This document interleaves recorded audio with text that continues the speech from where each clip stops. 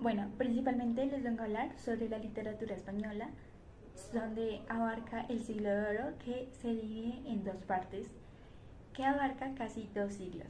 Está el Renacimiento y el Barroco. Principalmente les vengo a hablar sobre el Barroco.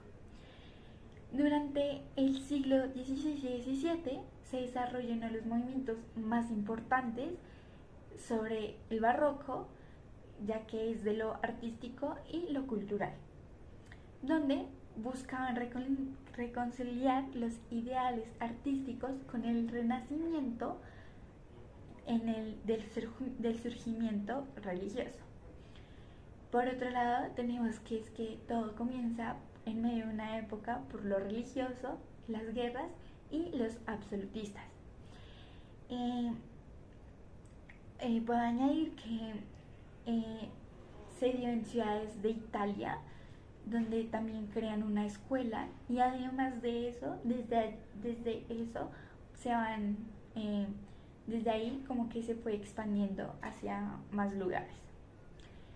Les vengo a hablar sobre una de las características más importantes que tiene el barroco, y es que fueron destacadas porque buscaron como la convivencia entre la razón y lo espiritual, y entre esas dos se entrelazan ahí.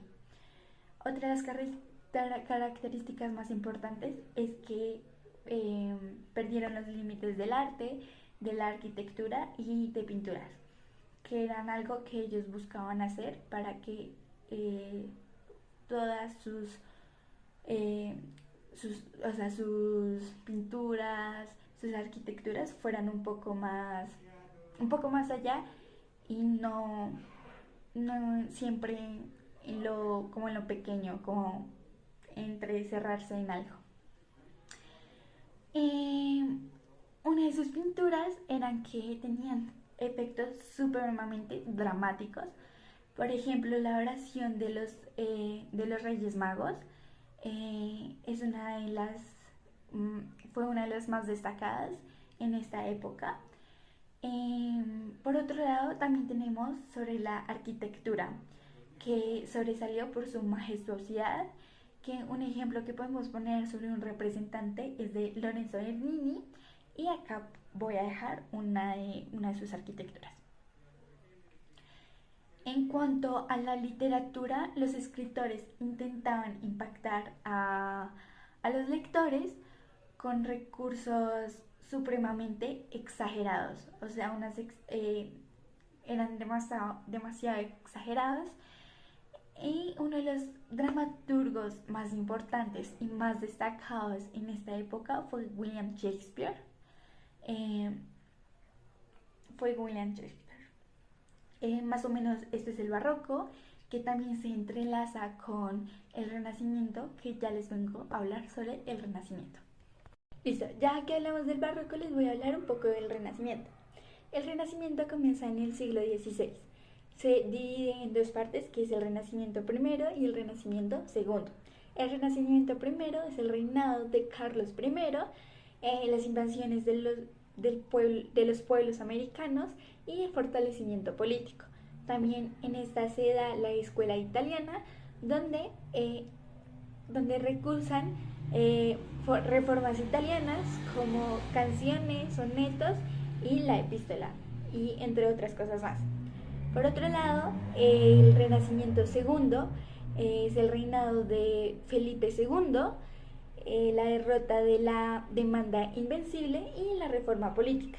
En esta está la escuela salmantina, que es la elevación espiritual, lo reflexivo y lo religioso. También tenemos la concreción del lenguaje.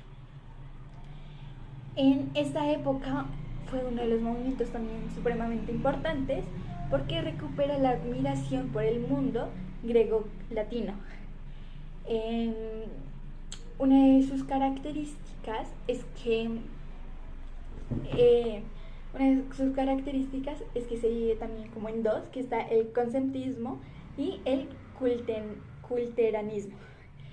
El conceptismo se trata de encontrar un lenguaje más conciso, intenta condensar significados. En cambio, el culterismo usa atrevidas metáforas, olvida los términos coloquiales o familiares y también como que busca la hermética y lo abstracto. La escuela salmantina, uno de los representantes es Fray Luis de León, y también otro que lo representa está la escuela sevillana, que es de Fernando de Herrera.